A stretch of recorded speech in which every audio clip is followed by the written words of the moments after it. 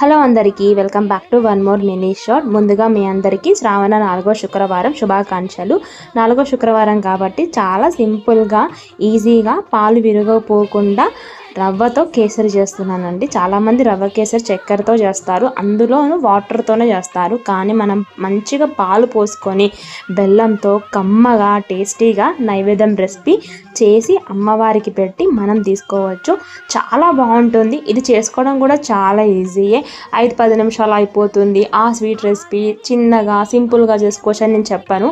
ఖచ్చితంగా ఏ స్వీట్ రెసిపీకైనా 15 నుంచి 20 నిమిషాలు మినిమం టైం పడుతుంది. సో నేను కూడా 20 నిమిషాలు టైం తీసుకొని చేశాను.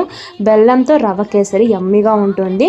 ఇంకా శ్రావణ శుక్రవారం వరలక్ష్మి వ్రతం చేసుకునే వాళ్ళు ఇంకా ఒక 2 వారాలు ఉంది కాబట్టి వరలక్ష్మి వ్రతానికి నైవేద్యాలు పెడతాం కాబట్టి ఇది కూడా ఒక నైవేద్యం పెట్టి అమ్మవారి దీవెనలు పొందొచ్చు.